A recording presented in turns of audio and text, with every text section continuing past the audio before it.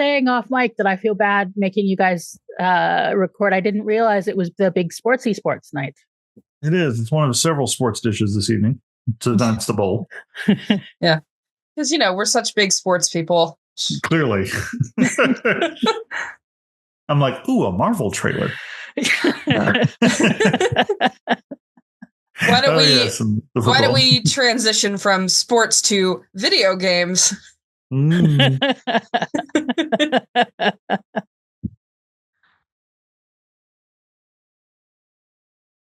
Games are fun. Let's rock and roll.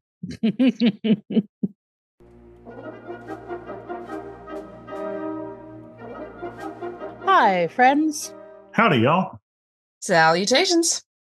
And welcome to Muppet Sex and Trauma. I'm Sara Ezzat. I make the Fat Culture Critic videos on YouTube. I'm Josh Gosdin, and I know a thing or two about football. And I'm Not Like Us by Kendrick Lamar. You aren't. That is true, yes. I kind of understood that reference. Red and I were just having a conversation about how I don't really pay attention to a lot of music stuff. Welcome to this special Super Bowl edition of Muppet Sex and Trauma. I'm wearing green and white for the Eagles. We're recording it during the Super Bowl. That's the only thing that makes I this am a Super Bowl Canadian. edition. At the moment it is like just started the second half. The Eagles are leading 24-0. Yeah. So it's going to be real embarrassing if like a miracle happens and the Chiefs pull ahead. And we're all rooting for Taylor. Well, I am anyway. Swift? Yes. Oh, okay. That explains less than you thought it would, doesn't it? Right, her boyfriend is playing. Exactly. Yeah, we know who the real star of the Super Bowl is. I am so old. And so Canadian. And so Canadian. Yeah. We booed you guys at a... we booed the American anthem at a hockey game. That's fair. Yeah, we can do better. Do Canadian hockey teams play American hockey teams ever? Yes. We're both in the NHL. The only stuff I know about hockey, specifically Canadian hockey, I learned from watching Shoresy, which is the spinoff of Letterkenny. I know more about a sport than someone. It's bound to happen eventually. Yeah. So, it is, in fact, very common for American teams and Canadian teams to play one another at the NHL. And yes, a singer in Vancouver was singing both national anthems. And at the first one, everybody booed and everybody sang along to the Canadian anthem. And I really think we can be more creative in our protests than booing the mediocre anthem that you guys have. Fun fact: Francis Scott Key did not even come up with the tune to the Star Spangled Banner. It was actually a popular drinking song at the time, and he just stole the tune and wrote his own lyrics to it. I did not know that. That's really fascinating.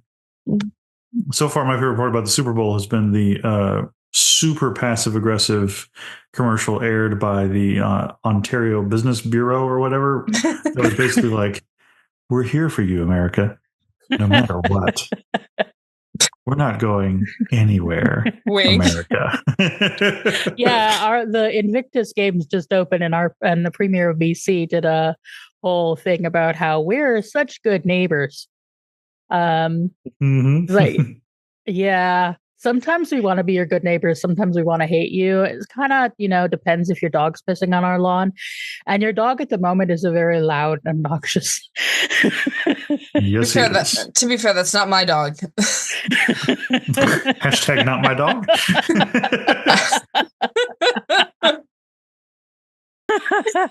Oh man, what did we come here for again? God even knows. We were escaping far away or something. Yes, indeed. This is a much loved episode of Farscape. This is my favorite episode. Although I Hands wonder, down. are we going to have a lot to talk about, or are we going to be one of those ones where just like, it's good. It's all good. So good. It's very, very awesome. I feel like there's stuff like we can delve into beyond just I really liked it. It tells a lot about John's inner psyche, I think. Okay, well let's get on with the summary. Don Quixote was written by Ben Browder and directed by Tony Tilsey. Unwilling player on a quest is sent. Knight of Earth with sprightly Squire Grey. A kiss to seek, a path to find. Masked man is mastermind. The path is strewn with friend and foe. A fridge-bound tech, a mystic blue. A thruple with an appetite. A dominar with gas of might. On and off the path the knight doth stray. Pearls and doors confuse the way, as does the wrong girl of grey. Then seek he the lady fair, captive in an ogre's lair, which she redecorates with much flair. Kiss dramatic is anticlimactic. The wrong princess has been sought. A new battle must be fought. For the Princess Blue, lost love of Stark. The good and gentle Zon ends the game and frees our John.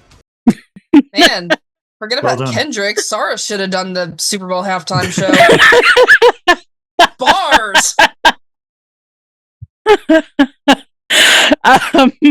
I think there are some very tortured rhymes in there. But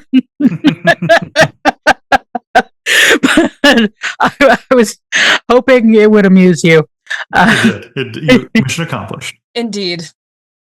So there we go. That's the shortest summary ever. So initial thoughts. Bren, you said this is your favorite. You specifically wanted to be here for this as far back as season 1. Yes. So when y'all were still reviewing season 1, I watched and finished the entire series, and I messaged Sara and I said, if you have me in just one episode, which clearly it's been a lot more than one episode, if you have me in just one episode, I want it to be John Quixote. I'm claiming it now before anyone else can take it, because this is my favorite episode. It's just, it's so balls to the wall insane, and that's saying something for Farscape. No, it really is. Like, this might be the most. Well, okay, so I feel like the animated episode is more insane than this one. That's fair. This one is the best combination, I think, and I was struck by this the whole time watching. It's the best combination of off the wall zany and grounded character study. Mm-hmm. Mm-hmm. Like, this is like peak Farscape, this episode. It really is. Yeah. You said it's much beloved in the fandom, Sara? As I understand it, I think we've got a lot of people out there waiting for us to get to this one. It is so much fun, and it is the second one written by Ben Browder. We love the first one he wrote, which was which was The Green-Eyed Monster. No, Love and Vomit. I think my wife is yelling at the football game. Did y'all hear her? No. Okay, good. Yeah, I definitely. She is alone in the living room right now, screaming at the TV. I hope she's having fun. She is having a great time. This is her. This is why I married. I like her. Your goofy, loved up grin is adorable. Unlike the last episode that I was a guest for, this is like an episode that doesn't really advance the plot, really, but like, I mean, except for like one teeny tiny bit. Yeah. But it does so much, like, to explore like where we're at with John and his inner thinking. Yeah, I just I really love it. This is not a filler episode to me. No, I wouldn't say so. And that's what I was, I guess, referencing earlier, is like it, intense character study on John and kind of where he's at with Aaron and where he's at with himself and his relationship with her and all that kind of stuff. And like the whole idea, what I think I was picking up on at the beginning was that the game either hijacked his current memories or like was designed like for not human brains. Yeah, exactly. Yeah. And so then the things that John was experiencing some of them were like a reflection of what he's like currently going through. Well, John has had his head messed with so many times, like his literal brain, that, it might work for normal human brains. Normal human brains. I mean, I think like I'm intrigued by the whole thing where the television falls on his head in the sort of near opening, and he gets the antenna stuck in his head that then gets pulled out, which is kind of like a revisit of the chip in his brain. It's like the man has had a chip in his brain. He's had the neural clone. The ancients with them. Yeah, the secrets of wormhole technology. I'm just gonna bring you into a mind game, Chiana. our little impulse queen. Yes. Yeah. Luckily, John is the master of mind games at this point. He's had so much practice. Well, I really love that it was the behavior of Aaron there towards the climax that made him realize that he was still stuck in the game. Which, being a genre veteran, I was suspecting all along, but Farscape did a really good job of not telegraphing that reveal. Yeah. Like I said, it was very much Farscape does a Star Trek holodeck episode. Yeah. If Moya had holodecks. Which, by the way, what is your favorite holodeck episode? Oh man, that's hard because it's like, I love the one with Q and the I am not very bad. And I love, of course, any of them with Professor Moriarty. It's hard to pick. There's a really great Voyager episode where Captain Janeway goes in and falls in love with an Irish bartender. Delete the wife. Delete the wife. Yes. Which is that's a good one. Like, it's both ridiculous in that regard, but it's also like this kind of quiet little romance that she gets to have. I also really love the one where it's like everybody is like from Voyager is in the holodeck, and it's like World War II, and Janeway wears like a suit, and it's awesome. He's like, because Janeway wears a suit. Yeah. Call me out, why don't you? And Jerry Ryan gets a pretty dress. And gets to sing. And Chakotay gets to be a hot soldier. I have specifically looked up fanfic for the soldier character that Chakotay is playing and the bartender / double agent character that Janeway is playing, and that because I love them so much. I am rather fond of the DS9 one where Bashir is our man Bashir. Yes. Oh, of course. Let's be honest, there's not many bad holodeck episodes, unless you count the finale of Star Trek Enterprise. I don't know what you mean. I don't know what you're referring to. The shade. But I think the one that this maybe has the most inspiration from is the introduction of Mr. Barkley. Yeah, it's big hollow escapes for her, hollow pursuits, that's for sure. Yeah. Oh, yeah. God, you're always the one with who knows the names of the episodes, but I knew the name of the DS9 episode. I got you. I rarely remember the names of the episodes, but that one is fairly, yeah. One time, somebody tried to debate me on Star Trek on the internet, and I destroyed them. Yeah, big mistake on their part. But we're here to talk about Farscape. Oh yeah, we are. It's true. So the TV falling on John's head is probably one of the most meta images of the entire series. Oh yeah. And Aaron's look, I'm not proud of it. Aaron's blonde wig and southern accent they were just like a cool cup of lemonade. They did fine things for me throughout the episode. I was that was your hear me out moment. I was on board. A particularly special accent with the lisp. Yeah, that's it. Yeah, I believe that came out of Claudia Black attempting to mock Ben Browder's accent, which that doesn't remotely sound like a Tennessee accent. No, but it reminds me of when a friend and I used to do a bad Dick Van Dyke accent around our Cockney friend. Specifically because it annoyed her how bad it was. Jim Jerome. This is a really good episode for count the references. No kidding. Oh, indeed, yes. Yeah, of course, we have Legend of Zelda, we have Monty Python, we have would you say Max Headroom? And then we have the fairy tale references with like Golden Goose and Hansel and Gretel.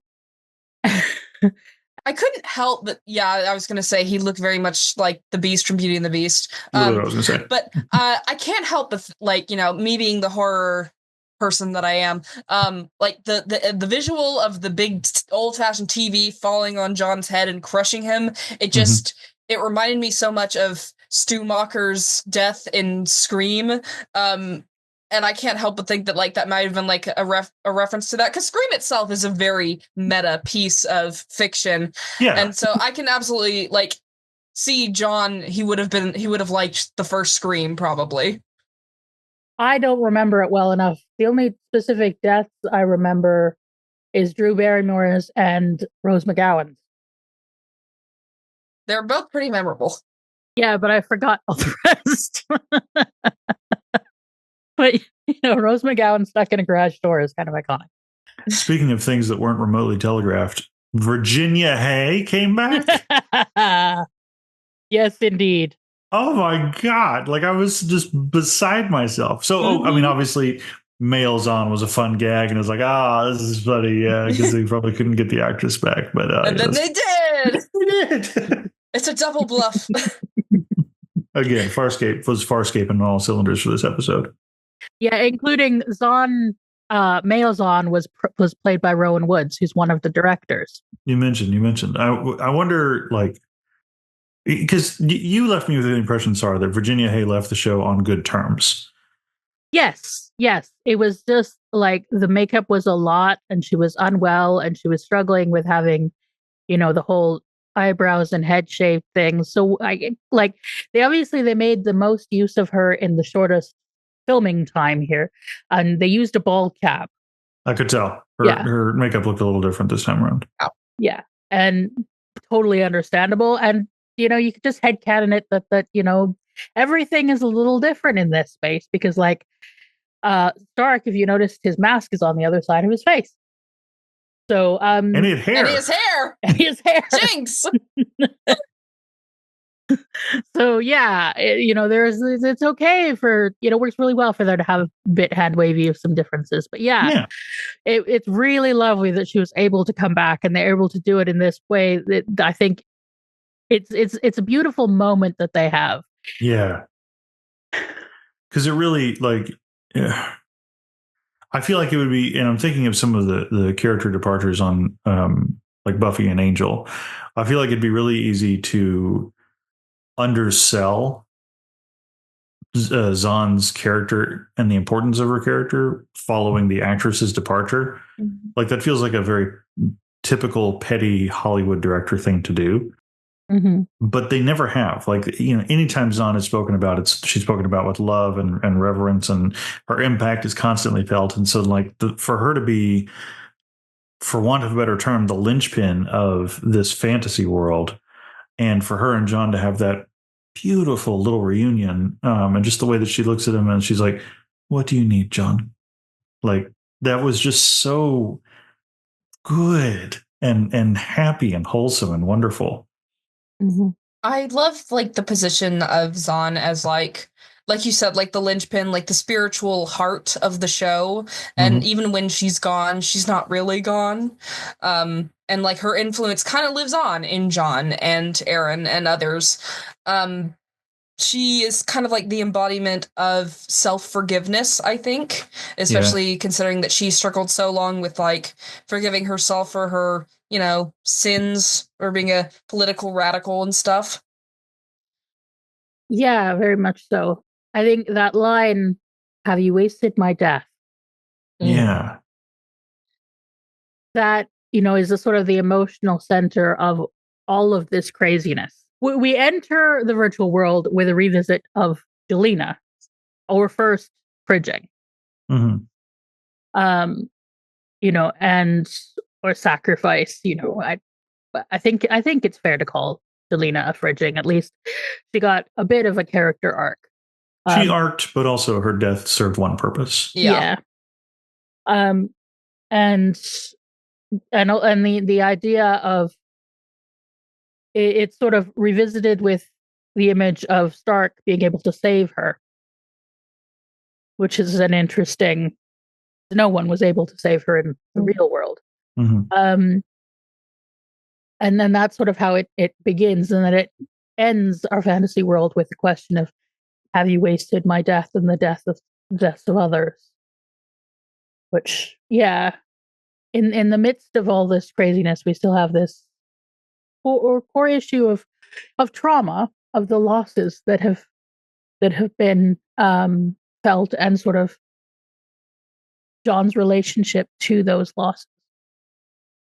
Which is very relevant currently because Zahn's death was to save Aaron.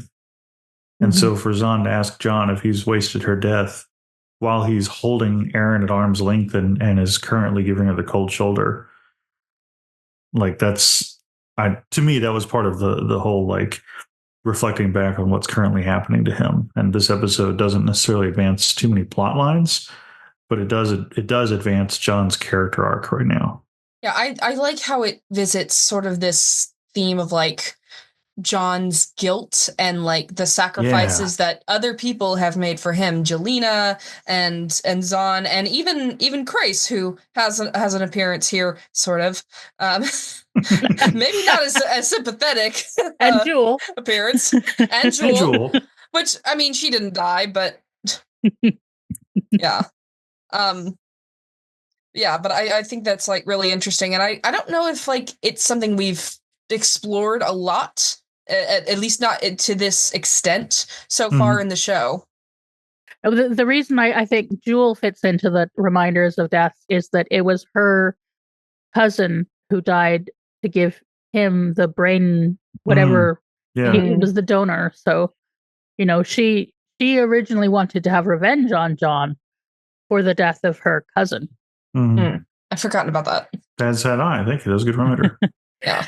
It's something I really like about Farscape. I think because everything in the plots are so zany, both the overall plots and the individual plots. And the seasons are, it's the old days when we have 22 episode seasons. I like that there will periodically be episodes that give us a sort of touching base, and a centering the emotional. We get these at least once or twice in the season, about midway and about third of the way, to sort of be like, who is our main guy? Who is everybody? What is everyone's emotional journey? That sort of thing. And I think this is very much that of, let's remind ourselves of John's journey, the emotional journey, the losses along the way, the trauma he's healed from. Before we may or may not be spinning off into more craziness. In terms of Severance, if anybody out there has watched Severance, this is a wellness check for John.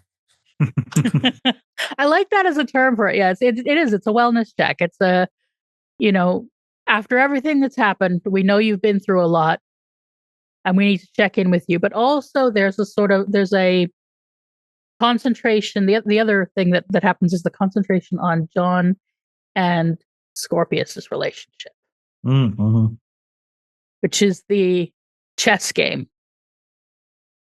which they're not playing, but they are playing. Yes, there's a lot of different kinds of games going on in this. There's quests, and in many ways, John is Don Quixote giving himself quests, and then there is the chess game that he and Scorpius are always playing. One of the reasons why they did this episode is apparently people were wondering sort of, when is Scorpius going to escape? And so, they have Scorpius, in John's mind, Scorpius does escape and take over the ship. And like the absolute worst thing happens, Aaron turns on him. Yeah. Yeah, and he manages to enslave everyone in some way that is unexplained. And John finds endless ketchup blood to write his equations on. I know. Like, how much blood is on the floor? How are you still alive? Yeah, like, or shouldn't you have passed out by now? Yeah, that should have been like a really key indicator that this is still happening in our head. We never left the holodeck.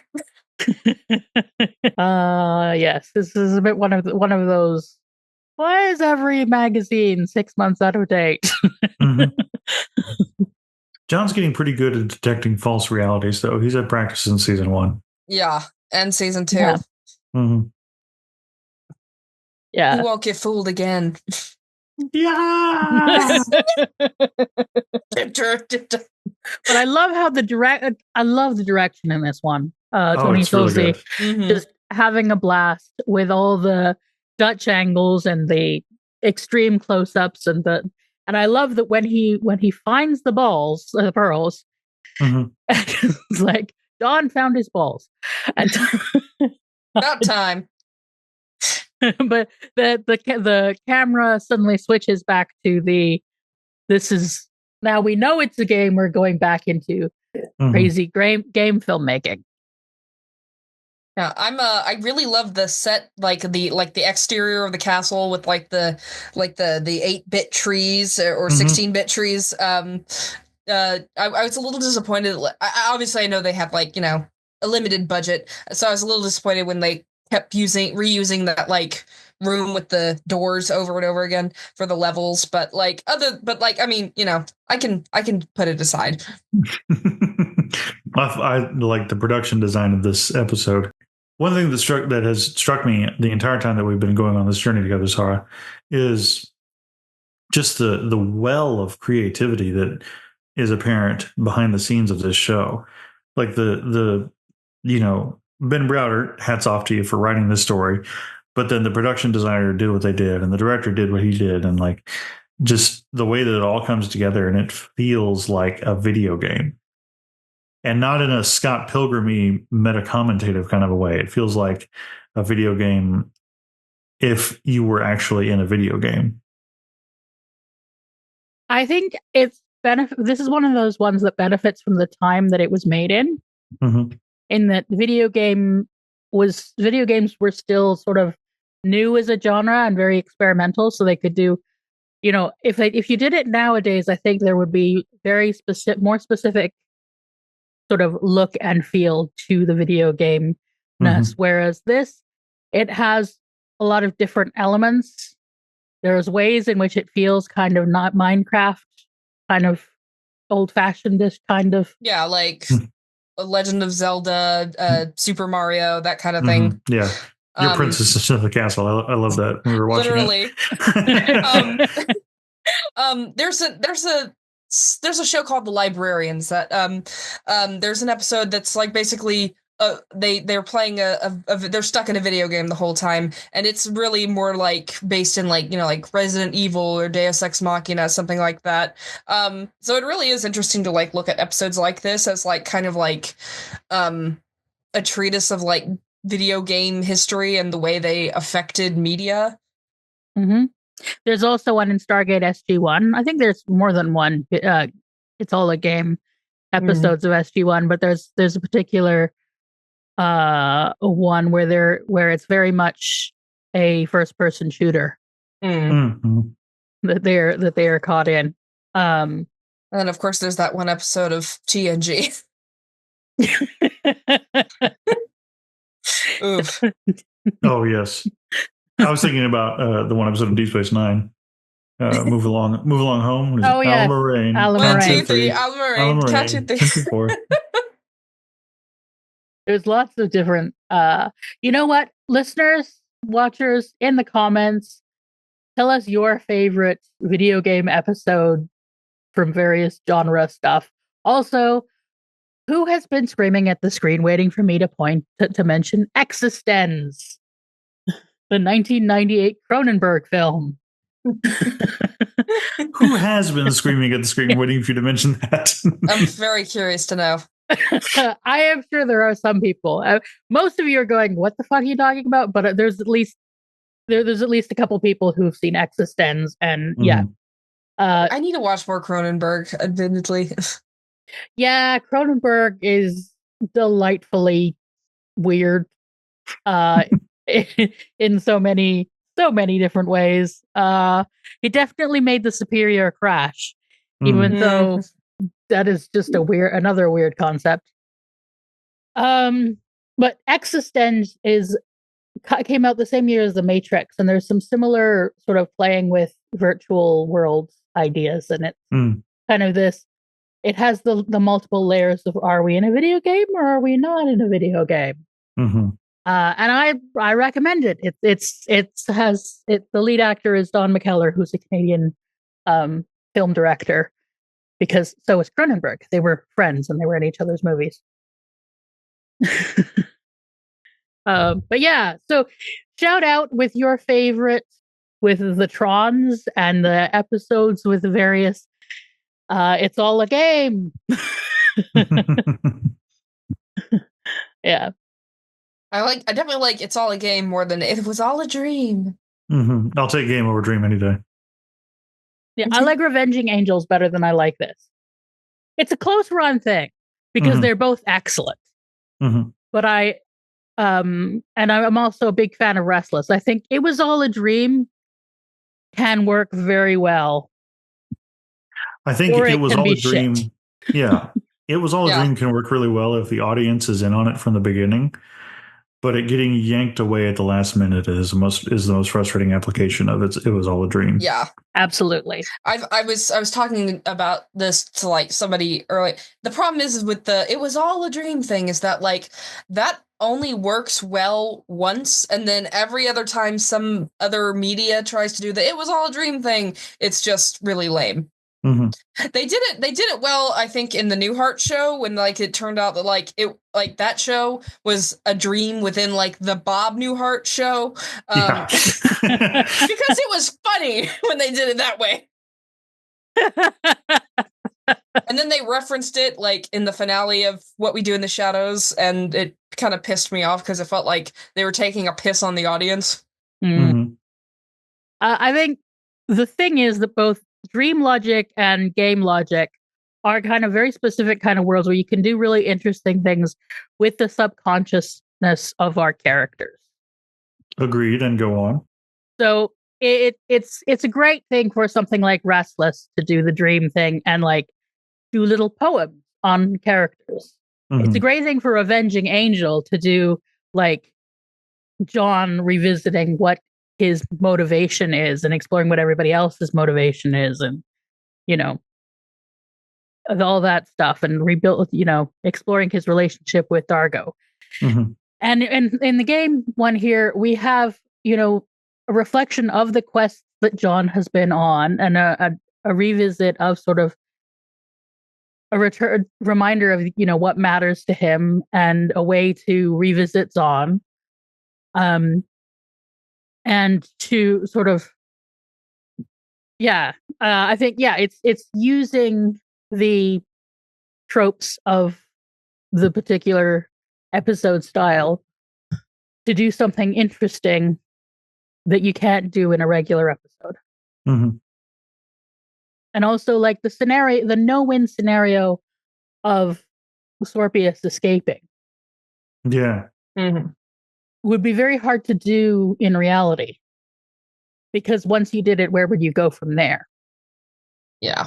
But if we have his brain throw in a Kobayashi Maru into the game that he's already gotten stuck in playing, mm-hmm. then we get to play that out and see, what John does at the idea of being in a no-win scenario with Scorpius. Without actually having to play that hand prematurely. Yeah. Yeah. Sort of a reminder of what's at stake. Mm-hmm. Reminder of what's at stake, and also a reminder of how dangerous Scorpius can be. Like right now, he's chilling, but definitely plays like he's just biding his time. Mm-hmm. I think he's never been more dangerous than he is right now, because he's got Aaron vouching for him, and that's a scary position for John and her to be in. It's very like the Dark Knight Joker getting captured. Yeah. Like, what, I feel like he's the only one who wants to be here. Mm-hmm. What do we think about like the switcheroo with the Chianas? Very cleverly done. Yeah. I wondered about it, but then they just sort of whisked me right on past it as a viewer, because the camera lingered over one of the Chianas on the floor, unconscious, a little for too second. long. Yeah. Right when John burst back in, and he didn't do any kind of like, hang on, I don't know you're the real Chiana kind of a thing that I feel like if anybody would think to do, it'd be John. Mm-hmm. But then she was just being her Chiana-like self. So it was also very like, oh, okay, I guess we're fine. I think it's interesting that like Chiana is the only one like who we see two of. Mm-hmm. Well, except John. We have John at Max Headroom. Yeah, that's true. John and John, elevator John. Sometimes I go sideways.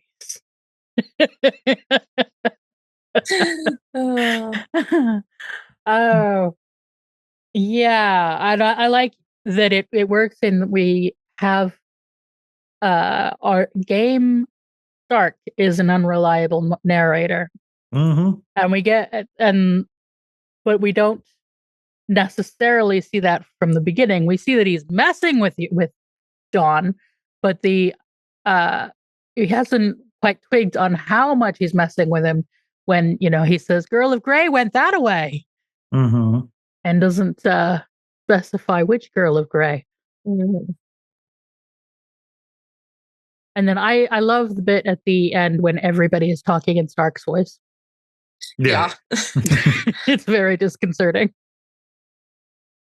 Yeah, it was really giving like Agent Smith and the Matrix vibes. Oh yeah. Mm. Why do you fight, Mr. Browder? Yeah, so like what do we think about like Stark and in this episode? I wasn't quite clear on, did the real Stark make this game? Yeah, or is this game Stark not a manifestation of John's guilt? Yeah, like was it totally born out of John's psyche when he jumped in? Stark also has had to make a sacrifice because of John. Like he lost the love of his life. Yeah, I think it says something about it being that Stark sold his memories, and the game was made from that.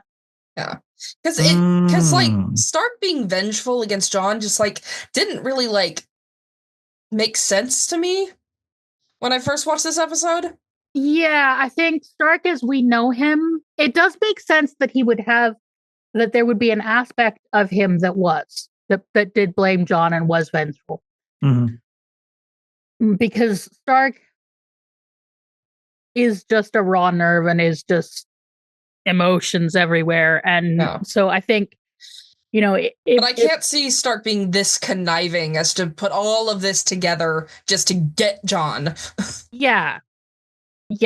In fact, I wonder, we don't get a reveal on this, but I wonder if perhaps Aldous is the game designer. Don't you can't just dangle that in front of me. I think I wasn't dangling, I was making it headcanon. There's a game designer out there somewhere who bought Stark's memories. That's what we know. Mm-hmm. And I would really like to know what the hell Chiana was seeing or playing before John got pulled in, because that position on the floor and the faces and noises she was making. Well, she does tell us that one of the games she picks up is porn. She said porn. Mm-hmm. Porn. Yeah. Porn. The Maldus reference, I feel like, was actually the only foreshadowing of Reels On, in retrospect and in hindsight. But I I want season 1 Multus. I don't want that season 2 Joker. I know. So what else have we got here? We have our Dark Knight. The Black Knight. None shall pass. Mm-hmm. Oh, the Black Knight. I was like, yeah, the Dark Knight. Yeah, Joker. Yeah, no. The Black Knight. Yeah. It is really funny to me because it's like, that bit from Monty Python reminds me of another character who guards a bridge, Sir Didymus from Labyrinth, and Sir Didymus could not be more different from Rigel. Yes, it's definitely a hybrid of the Black Knight, Sir Didymus, and Rigel, and a backwards dragon. In Discworld, there actually are dragons that go backwards because it makes more sense, or aerodynamically if the fire comes out the other way. So there's Errol who rearranges his guts so that he can be a reverse dragon and ride on the. Imagine dragons who could fart fire, like our friend Rigel. That was a much more graphic depiction of him farting fire. Like, I'm pretty sure we saw his puppet butthole. Farscape shows hole. I think it was intended to be tail, but you know. Mm-hmm. Also, we had the lovely return of Rigel's feet. Always lovely. Let's see. We had Zahn. What do we think about Dargo's alter ego? I'm full Dargo. And Anthony Simcoe loves playing Dargo as not Dargo. He does. Like, you can tell he is having the time of his life. In this episode, in the one where he got to be bisexual Playboy Dargo. You got a straight boy. Yeah. Like, he's just so just like, hey, man. And he makes the tentacles wave around. It's have you ever looked up Farscape bloopers? No. I highly recommend it because he is very funny in the Farscape bloopers. I'll be doing that after this.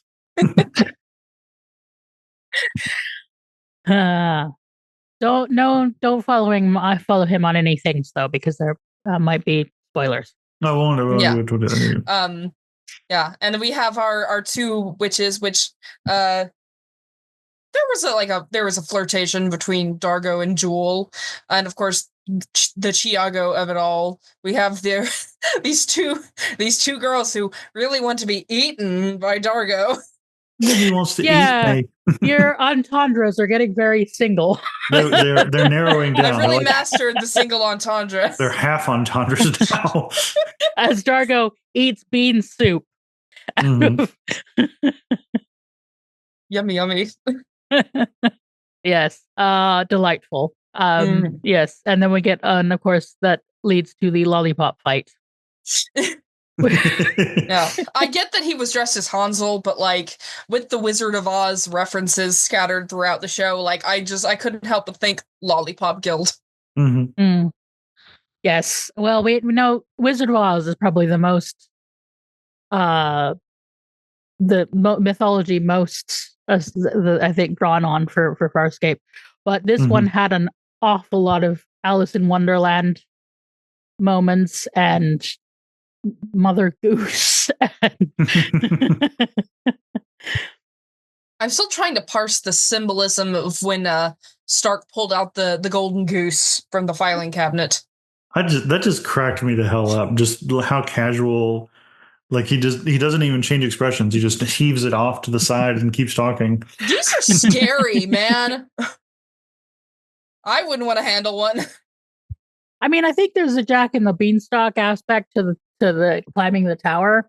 Mm-hmm. And I think like there are it's just reference soup at that point. So because somehow Aaron is both Rapunzel and Beauty from Beauty and the Beast.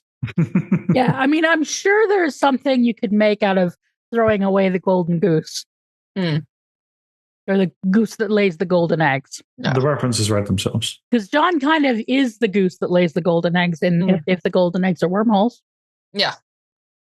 You kill the golden goose, you get no more wormholes. Mm-hmm. And he's, yeah.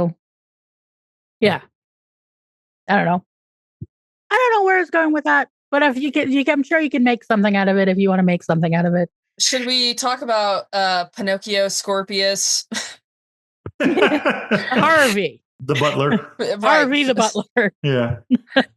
One of Harvey's finest outfits. They killed the butler.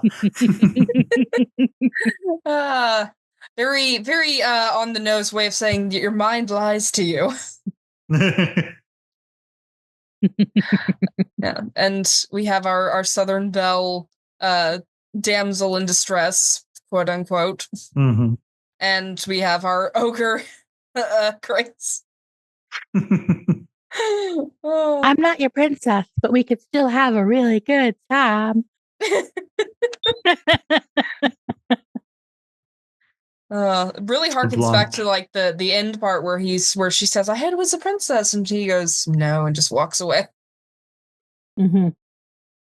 Yeah. She is so funny. Like I love it when Claudia Black gets to be funny because every time she has something comedic to do or say, it nails every single time. She's so good. Yeah. Yeah. Everyone is just having so much fun. Mm-hmm. And doing, bringing their A game while having fun. And that is just so what enjoyable. More can you ask for? Yeah. Yeah. Yeah. Well, I think we've covered everything in the game. So, the final scene. Yeah. Mm-hmm.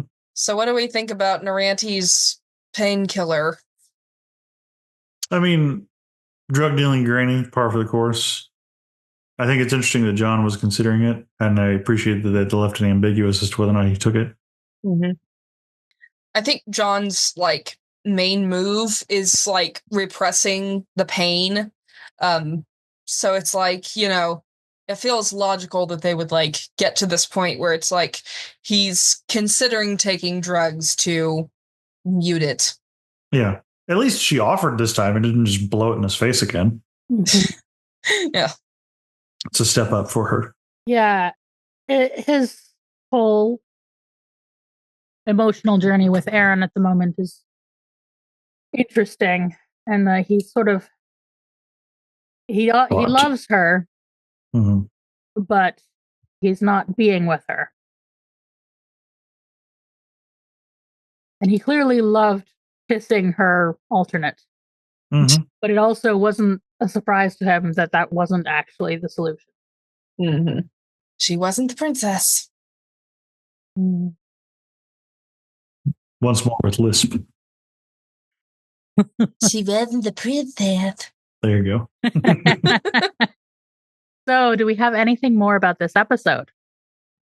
Loved it, top to bottom, front to back. Yes. Might be my favorite at this point.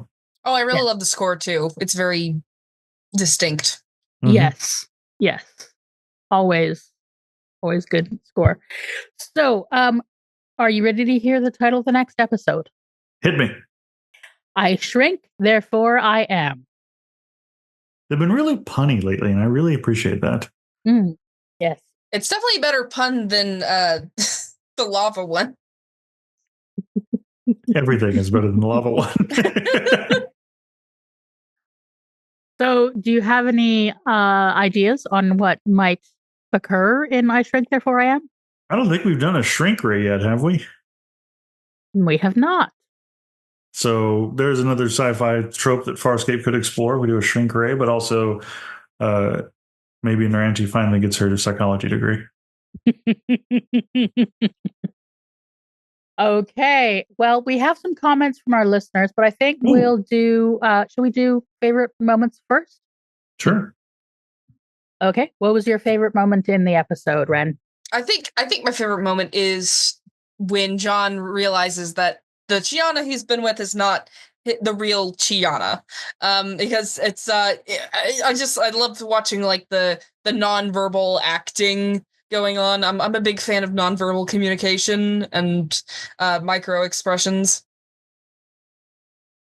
For me, it was the reveal of Virginia Hay back as Zahn. Like that was I was just grinning like a schoolboy while the whole scene was going on. So I knew you were going to say that. That's why I saved it for you. He was, and you can see that schoolboy grin on the reaction that we recorded to that episode. If you are a patron, and you will also get. I'm not sure when it will be out, but there's also a recording that Ren and I did with our friend Danny from You Call Yourself a Film Critic, discussing Wicked, which is also going to be a Patreon exclusive. You're not a patron yet. What are you doing? Give these people your money. Doing. You can do it for as low as we've got various tiers. So yeah. My favorite is "Did You Waste My Death?" John Craig. Yeah. Yeah, it's the emotional core. So, comments from our listeners. I really enjoy hearing from you guys, and I really appreciate it when you guys comment. On Natural Election, Chick Flick Guru tells us that I have a Dargo Obama Hope style fridge sticker. So it does indeed exist. That's awesome. I want that now. Yeah, we'll have to track that down. From Jenny Toon, also Natural Election, I was hoping you would comment on the parallel with Peacekeeper control of Moya's ability to conceive. You didn't disappoint and pursued it further than I got to. So we did. I mean, it was difficult not to go as dark as we went with that discussion because it's such a dark concept. Yeah. I don't usually read negative comments, but this interaction was kind of amusing. But somebody, bunch of numbers. I put my phone away for 2 seconds and it went from Tim Dillon podcast to this shit. We are not responsible for your algorithm, but I share this one because Weirdly Dawn, one of our listeners, responded with, "I put my phone away for 2 seconds and I think this shit rocks." Thank you. Mm-hmm. We might have been responsible. It could have been a DRD. Your algorithm was doing you a favor. Yeah, Joe Obama wouldn't know about that. So I have no idea who Tim Dillon is, but we appreciate you. But somehow the algorithm decided to show it to you. So who knows? Tim Dillon is an American comedian, apparently. Okay. Really? That and could host mean of the many Tim things. Dillon Show podcast. Well, la-di frickin' da. Glad to have you, Tim. If you're the Tim Dillon. No, there was someone who was listening to their podcast, and then it went from that to us. Or mysteries of the algorithm. The thing is, when you comment on things that don't appeal to you, the algorithm will show them to you more. It still helps us, and it helps you. Anyway, so we've got a couple older episode comments from Dr. Worms. I think it's Dr. Verms, in fact. W-Y. Dr. Verms. What have you commented, Dr. Verms? On A Bug's Life. The fact that nobody picked up on Chiana is also helped by her being a newer crew member, but the fact that she wasn't quipping or being overly talkative should have at least brought her some attention, in my opinion. But I recently rewatched this episode, and it was such a fun watch for me. And then they add, also, the thing about the sexual tension with Lirac, I think it's definitely easy to read into it, considering this kind of vying for dominance type of thing going on with them almost immediately, as John's trying to emulate the power dynamic of peacekeepers. It really does have that kind of homoerotic shit going on, for sure. I literally walked in on a specific scene with John and Lirac, and said they're within kissing distance. Yep. Yeah. See, it's like John is straight, but there's like an asterisk next to straight. As with most of the characters on this show. On the Locket from Kristen P78. It's funny how y'all refer to Unity as sex magic, but I've also never read it as being a physical thing at all. It's an aesthetic thing for sure, but it strikes me as a mystical ecstasy. John, who doesn't seem to be a particularly religious, spiritual person, describes it as in very physical terms, as his Disney on acid quip strikes me as happiest place ever, but also a bit loopy, but I feel good and I don't care. Mm-hmm. He doesn't have the language to describe it in more esoteric terms. It's always left a bit vague for the viewer to interpret as they like. And certainly at the end of season 2, beginning of season 3, we see unity used in ways that are definitely not pleasurable. So it's never translated to me as strictly sexual. Maybe it's part of sex, or it takes the place of sex in Delvian culture or in their spiritual practices, but it also clearly serves other purposes as well. Yeah, that's fair. I think it's kind of fun to read it as sex. Mm-hmm.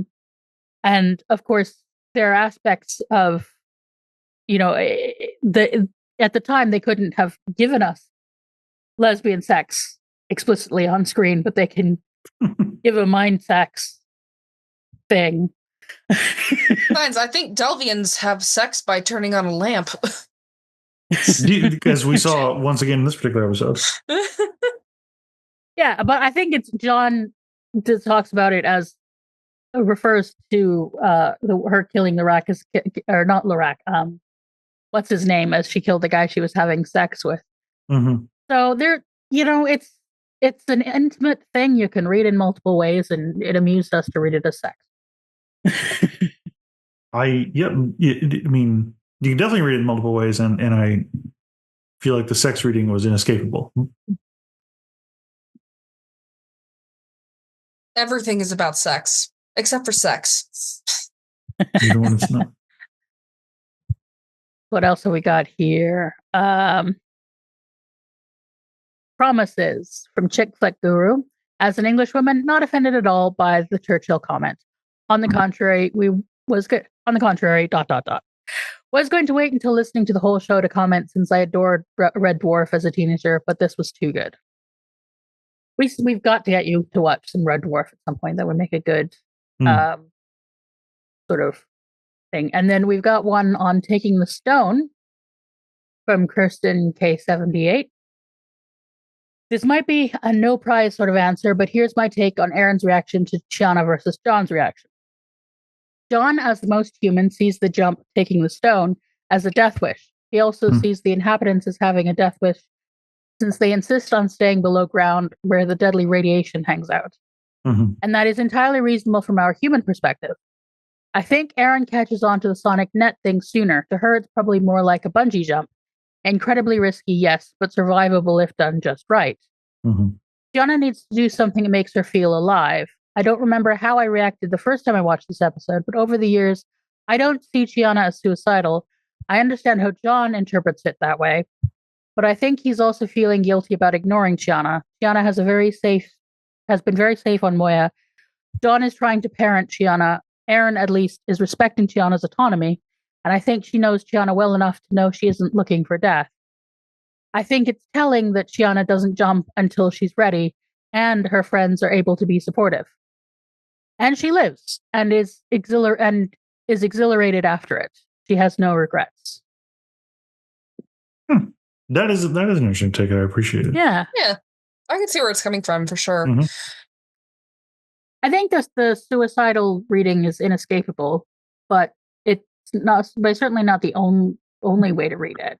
No, and it's not only easy to read it as suicide because of the fact that it's a jump from a height. Like she's in such a dark and broken place emotionally at the start of that episode. But I appreciate the, I guess, multicultural approach to the episode that this commentator has come up with. Yeah, it's a very thoughtful reading, and I think there are various ways to read a death wish, sort of death wish initiative. That's a very complicated idea, and I think there is a death wish aspect inherent in bungee jumping. That was a very complicated episode for us to talk about too. Yeah.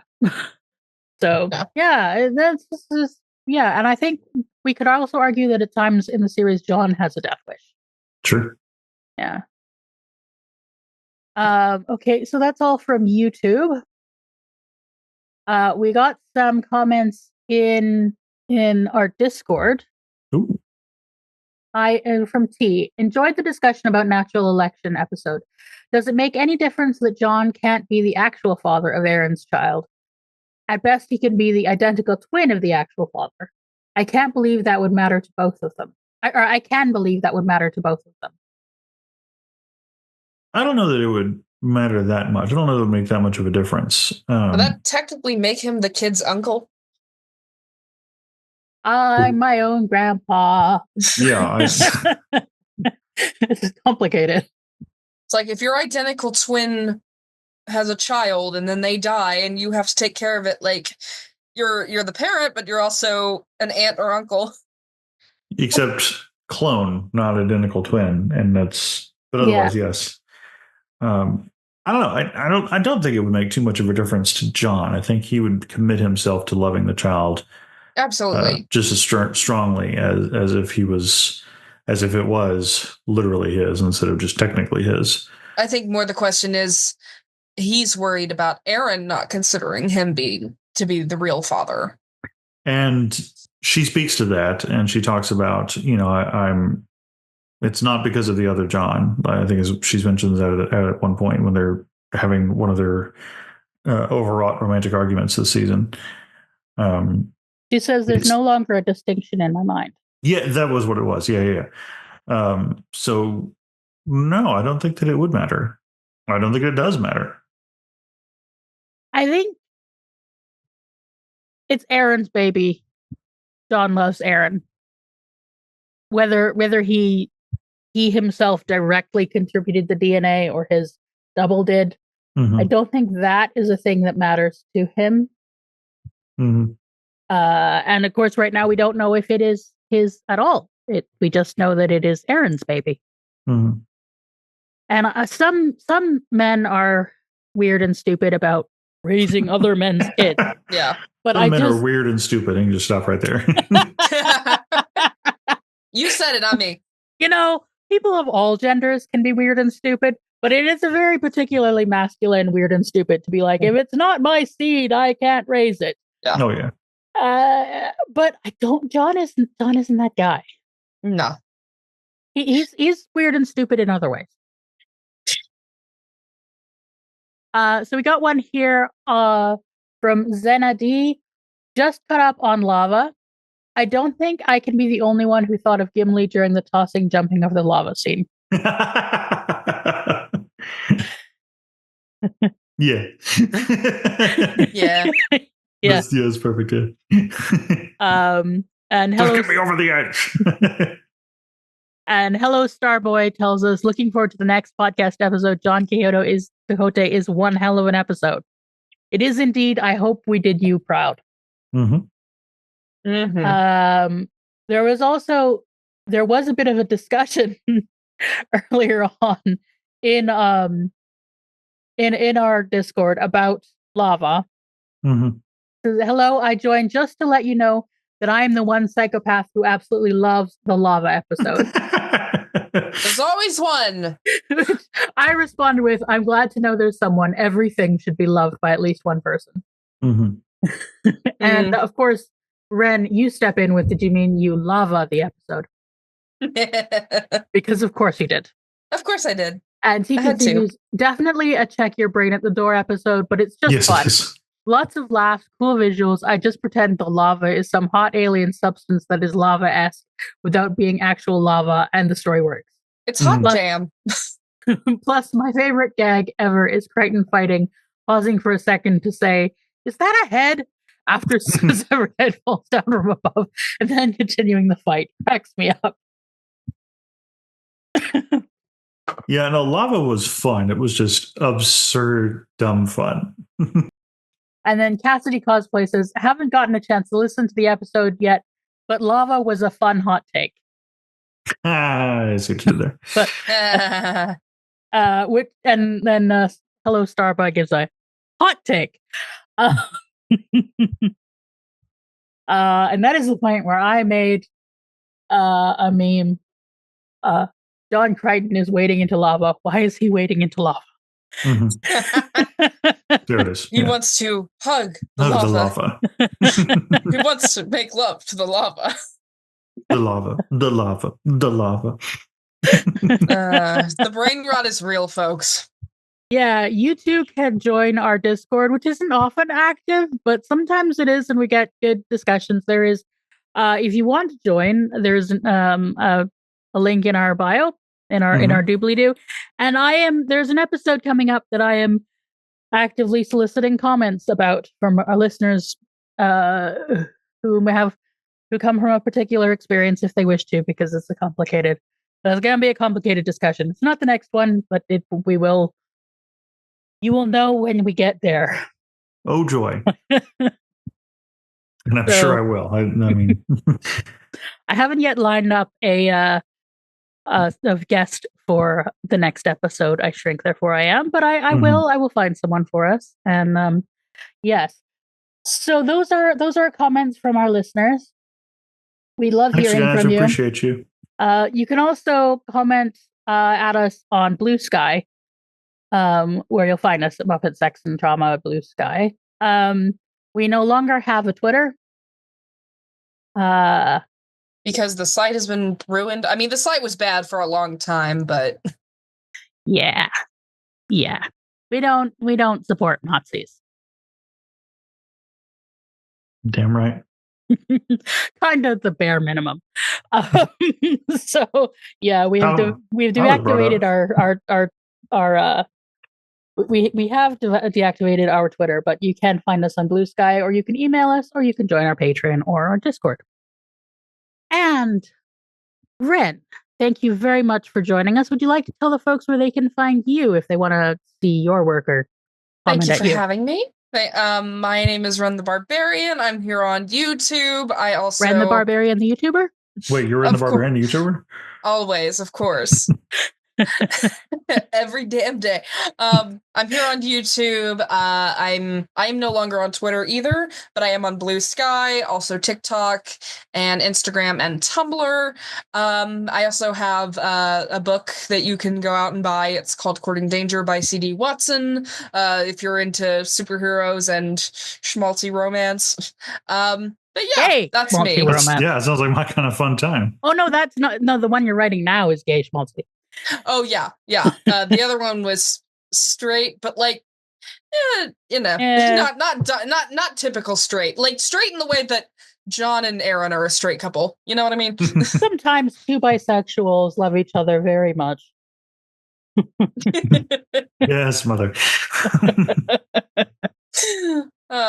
Josh? I'm just on Instagram, hanging out, having a good time at Josh Gosdin. Come on over and chat with me if you want to. What about you, Sara? I'm Sara Ezzat. I make the Fat Culture Critic videos on YouTube. And what am I working on just now? I've got a couple ideas on the go. I recently had a sad discussion about Neil Gaiman. Sad, angry, meh. And I'm going to have a follow-up to that one because I got a number of people commenting about the whole death of the author, separating art from artist thing. So I've decided I'm working on a video discussing the idea of the authorial intent and, and death of the author, et cetera, et cetera. Can I just say, exploring that. I kind of hate the way that phrase has been turned from like a way to like to read the text like without taking the author's own thoughts and interpretation of their own text into it versus like, well, it's fine for me to buy Hogwarts Legacy because death of the author, even though I know my money is going directly to causes that hurt trans people. Like currently and actively, yeah. Yeah. That's not what it means. Like anything, things get used as a thought-ending cliche, and my response to any thought-ending cliche is, hey, I want to think about that. So I don't want to talk about Neil Gaiman anymore. So I'm going to do that. What I think is going to discuss authorial intent, looking at Pygmalion, My Fair Lady, and George Bernard Shaw and all that, because there's kind of an interesting death of the authorial intent look in that. And I think we can talk about the different ways that you can read a work. You just want to talk about how gay Professor Higgins is. Can you blame him? Gay and autistic. Yeah, I can. But, yes. If you're going to have to talk about authorial intent, you can do it around, is this character gay or not? Mm-hmm. But it's one of those ones that has a bit of a notoriously ambiguous and case about where the author's intent is on the record. And, I just think it makes for an interesting case study. Mm-hmm. So if you're not already somehow not subscribed to the Fat Culture Critic, get on that shit. It's a bevy of good content for you. It's good intentions, and we'll see how many of them actually come up. But anyway, again, I don't know who our guest will be for Shrink Therefore I Am, though editing Sara might know. In which case, leave space for editing Sara. But we will be back in 2 weeks with I Shrink Therefore I Am, and we will look forward to seeing you then. Bye, y'all. Bye. Bye-bye.